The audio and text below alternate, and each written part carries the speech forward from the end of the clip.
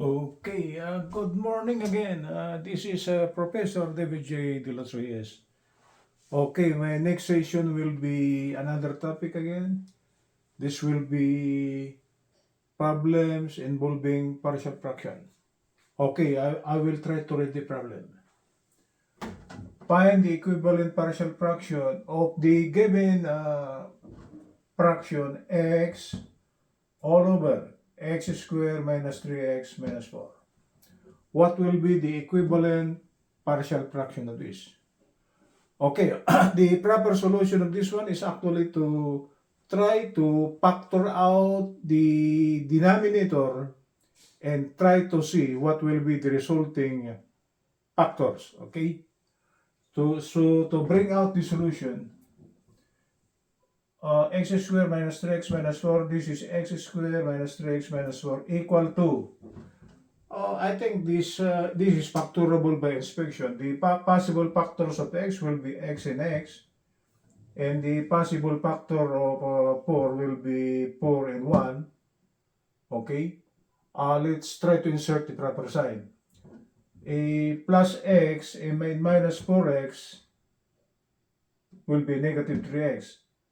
So this 4 here should have a negative sign, and this one here should have a plus sign.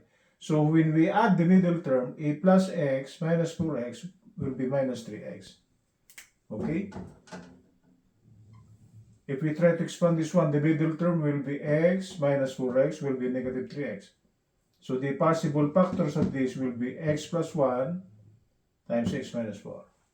And if we try to observe the resulting factors, they are both linear factors and they are not repeated. So the proper solution of this one will be, it falls under the so-called partial fraction under linear factors. So for each linear factor,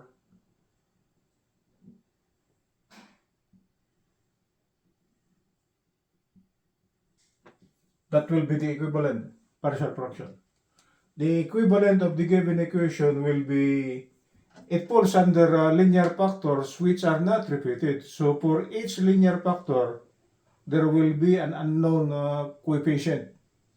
And that is actually represented by A for the first one and B for the second linear factor. They are both different, right? So for the linear factor x plus 1, that will be the equivalent, a over x plus 1. And for the factor x minus 4, if we try to cover this, the equivalent will be b over x minus 4. So for us to take or compute for the equivalent partial fraction, we must have to compute for the value of a and b. Okay, proceeding with the solution. X now, I will write this one, x over x squared minus 3x minus 4, and this should be equal to a over x plus 1 plus an unknown constant b over x minus 4. Continuing with the solution, x over, this is actually this one, right? So we can write it as x plus 1 times the quantity x minus 4, and this should be equal to, for the right hand side, we are adding two fractions with different denominator. Okay?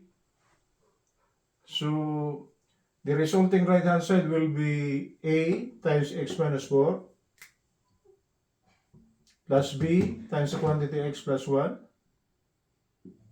And the resulting denominator will be the product. And the product is actually the quantity x plus 1 times x minus 4. We combine this one because the denominators are actually different. So if we try to simplify, that's what's coming out under short videos. It will be a times x minus 4 plus b times x plus 1.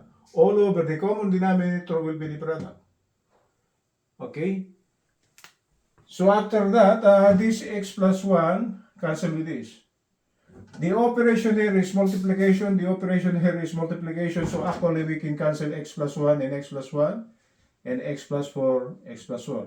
So what remains will just be simply x equal to A times the quantity x minus 4 plus B times the quantity x plus 1. This will be the resulting equation after the simplification, after the cancellation. Okay? I will try to give you the simplest solution for linear factors. Okay? This is the shortest solution possible. Actually, we could use, or we can use the so-called coefficient of like terms, but it is longer. Okay, maybe the next time around I will show you that one, but for this one, under linear factors, I will give you the solution here. So to compute for the unknown value of A and B, we will place, I place it here, when x is equal to 4, A will be equal to 0, and B will be equal to. The meaning of this, if we try to place the value of x here to be 4, right? 4 minus 4 will be 0. So 0 times A will be 0. So that's why I place it here. When x is equal to 4, A will be 0 because this will become 4 minus 4, and which is 0. And 0 times A will be 0. And what will be the value of B? B is not 0. That's why we can compute for the value of B. So substituting that the value of x equal to 4 and A is equal to 0, for now, I'm following this, equal to 0, this becomes 0 because 4 minus 4 is 0, and 0 times A will be 0, so this is 0. Plus B times the quantity x, which is 4 plus 1. And B now we can compute. 4 plus 1 is actually 5, and this is 4. So B now is actually 4 pips. That's the correct value of the unknown constant B. Next condition. When x is equal to negative 1, B will be 0, we can compute for A. Right? Because if we place this one to be negative 1, negative 1 plus 1 will be 0, and 0 times B will be 0. That's why I place it here, B is 0. But A is not 0. We can compute for A. So following this equation here, negative 1 equal to A times the quantity, and following this, negative 1, I will place x for negative 1, minus 4, and following this, plus 0. B times the quantity minus 1 plus 1 is 0, 0 times B will be 0, so this is 0 or this is nothing. And actually we can compute for A. A will be negative 1, negative 1, negative 4 will be negative 5, so A now will be negative 1 over negative 5. If negative over a negative is a positive, and the value of A is actually positive 1 pips. So rewriting the original equation, x over x squared minus 3x minus 4 should be equal to, we'll just try to follow this. Okay, we now know the value of A and B. So this is 1 pips over x plus 1 plus 4 pips over x minus 4. That will be our final answer. That is the simplest solution under the so-called partial fraction that involves linear factors. Good morning from Los Angeles.